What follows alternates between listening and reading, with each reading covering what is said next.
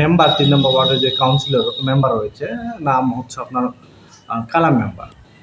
সে গত বছর যে মামলা খেয়ে যে হারে রয়েছে, তো তারপরে সে কিভাবে পরিষদে হচ্ছে সিগনেচার করতেছে বা পরিষদে তার উপস্থিতি কিভাবে হচ্ছে?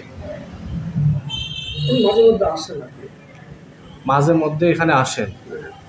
আচ্ছা দাদা, আপনারা কি জানতেন না সে মারা গেছে আসামি? না, এটা জানা নেই।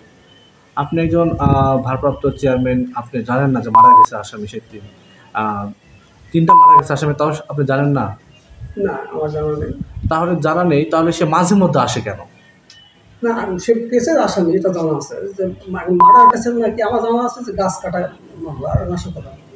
মার্ডার কেসের আসামি এরকম আমার জানা নেই। তাহলে মাঝে মধ্যে আসে। এই যে ইউনিয়ন পরিষদের যে কার্যক্রম বা সাধারণ মানুষের যে সেবা প্রাপ্তির যে বিষয়টা রয়েছে, সাধারণ মানুষ বলছে তারা সেবা থেকে বঞ্চিত হচ্ছে। আপনি এই বিষয়ে কি বলবেন? হ্যাঁ, যেহেতু থাকে না সেহেতু তো বঞ্চিত হচ্ছে। ওয়ার্সান এই বিষয়ে আপনার মহিলা মেম্বার যে আছে উনি সই করেন, তারপর চৌকিদারে আমরা গিয়ে নিই, চৌকিদারের সাহায্য নেই যে এটা সঠিক আছে কিনা, এইভাবে আমরা করি। আচ্ছা, একজন চৌকিদার কি এ ব্যাপারে কি দেওয়ার ইখতিয়ার রাখে কিনা, বিবৃতি দেওয়ার ইখতিয়ার রাখে কিনা? না, তা রাখে না, কিন্তু আমরা যেহেতু সেবা যারা গ্রহীতা তারা যাতে হয়রানি না হয়, ওই গ্রামেরই ওই ওয়ার্ডেরই চৌকিদার, ওই হিসাবে আমরা ওয়ার্সানের বিষয়ে একটু দেখি আর কি, তার সাথে। তার মানে এখন বর্তমানে মেম্বারের পরিবর্তে চৌকিদার দায়িত্ব পালন করছে? না, রোজিনা এবং চৌকিদার। রোজিনা যদি না থাকে সেই ক্ষেত্রে আমরা হয়তো ওনার সাহায্য নেই। আচ্ছা, তাহলে এই যে অনুপস্থিতি রয়েছে বা প্রায় সময় সে অনুপস্থিত থাকে, মাঝে মধ্যে হঠাৎ সে অমাবস্যা চাঁদের মতো দেখা দেয়, আপনারা এই ব্যাপারে পরিষদের পক্ষ থেকে কোনো শোকজ বা কোনো কারণ দর্শানোর নোটিশ দিয়েছেন কিনা? না, এরকম কোনো কিছু করা হয়নি। কোনো কিছু করা হয়নি। এটা কি মানে ব্যক্তিগত কারণে, নাকি তাকে আপনারা শিথিল করে রেখেছেন? না, আমাদের এই বিষয়গুলো তো জানা নাই। তো আমাদের তথ্য যদি জানা থাকতো তাহলে আমরা হয়তো বা করতাম। আমরা সাজেশন নিইনি কারোর কাছ থেকে। আমাদের হয়তো বা একটু ভুল হয়েছে এইটুকু। আপনি একজন চেয়ারম্যান হিসাবে তো এটা আপনার জানা মনে উচিত ছিল, কারণ আপনি চেয়ারম্যানের পূর্বে কিন্তু একজন জনপ্রতিনিধি।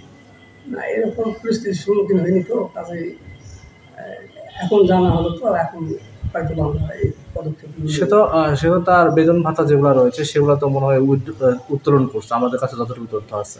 আমাদের পরিষদ থেকে তেমনভাবে দেওয়া হয় না, শুধু ঈদুল ফিতরের মধ্যে 2 মাসের ভাতা দেওয়া হয়, সে তো বহু পূর্বে আমাদের দিয়ে যাচ্ছি। আচ্ছা দাদা, তার যে এই যে টিয়ার কাবি খাবা এই ধরনের যে প্রজেক্টগুলো রয়েছে, এই প্রজেক্টের তার নামে বরাদ্দ যেগুলো রয়েছে, এই বরাদ্দগুলো কিভাবে কি হয় দাদা? আমার জানা মতে কালাম মেম্বারকে বরাদ্দ দেওয়া হয় নাই, ওই রুজিনার মাধ্যমে দেওয়া হয়েছে।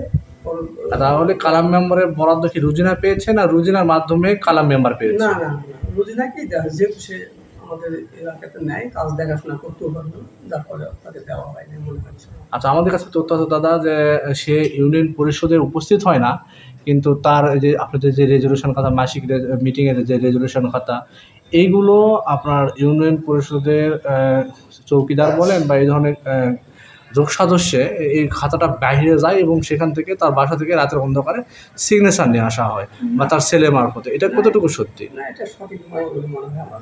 নয় বলে মনে হয়, কিন্তু আপনি 100% কনফার্ম নয়? না, আমি তো সবসময় থাকি না, আর তাদের না আমার ধারণা যে না, এটা এরকম ঘটনা ঘটেনি। আচ্ছা আচ্ছা, তাহলে এখন আপনারা তার বিরুদ্ধে যে সাধারণ মানুষের যে হয়রানি, এই যে সাধারণ মানুষের যে পরিষদের কাজ যখন বিঘ্নিত হচ্ছে বা কাজ উন্নয়ন স্থবির হয়ে আছে, এ প্রসঙ্গে আপনি কি বলবেন? এখন একটা এর বিরুদ্ধে পদক্ষেপ আমাদের নিতে হবে। এই যে আপনার হচ্ছে মেম্বারের যে সিগনেচারটা করে, সে কিভাবে সিগনেচারটা করে? উনি আসেন, পরিষদে আসেন, আসলে উনি করেন। পরিষদে আসেন। আচ্ছা, আপনি একটু আগে আমাদেরকে বলেছেন যে সে মামলার আসামি, আপনি অন্য মামলার আসামির কথা জানেন।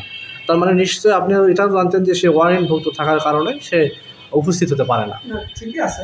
ওয়ারেন্টভুক্ত থাকার কেস আছে এটা আমরা জানি। আচ্ছা, তাহলে সে যে ওয়ারেন্টভুক্ত আসামি মাঝে মধ্যে এখানে আসে, আপনি কি এই ব্যাপারে থানায় কি জানাইছেন কিনা? এটা থানা জানে, উনি আসামি যে এটা থানা জানে, কিন্তু আমরা জানি না। থানা জানে, কিন্তু সে আসে সেটা কি জানে? না, এটা জানানো হয় না। ইউনু মহোদয় কি জানেন এটা? না, এটা জানানো হয়নি তো, উনি আসে মাঝে মধ্যে, এটা জানানো হয় না। ইনি 5ই আগস্টের পর 8-9 মাস তিনি পলাতক। রাতের অন্ধকারে সে বাসায় এসে বৌসলের সাথে দেখা করে একজন মেম্বারের কাছে এই কুজাল করিমপুর বা এই ওয়ার্ডবাসীর যে প্রত্যাশা বা যা নাগরিক সেবা, সকল সেবা থেকে বঞ্চিত। যেমন হলো ওয়ারিশান সার্টিফিকেটের স্বাক্ষর, ভিজিএফ, ভিজিটি, এই বিভিন্ন ধরনের একজন মেম্বারের কাছে নাগরিক সুবিধা বলতে যাহা বোঝায় সকল কিছু থেকেই বঞ্চিত। কুজাল করিমপুর এবং এই ওয়ার্ডবাসীর বর্তমান দাবি যে তাকে শূন্যপদ ঘোষণা করে নতুন করে নির্বাচনের মাধ্যমে একজন প্রতিনিধি মেম্বার হোক, এটা এই কুজাল করিমপুরবাসীর দাবি। আমি ঢাকায় চাকরি করি, তো 2 বার আসছিলাম একটা কাগজের জন্য, কিন্তু তার স্বাক্ষরের জন্য তার পাই নাই। এরপরে শুনি যে রাতের আধারে আসে, কখন কোথায় থাকে, কিন্তু দিনের বেলা তাকে পাওয়া যায় না।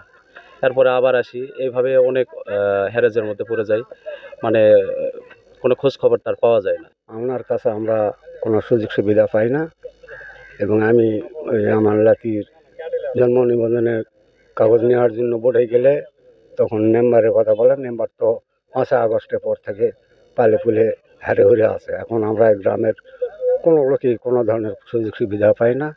এখন আমাদের নতুন একটা প্রতিনিধি হলে ভালো হয়।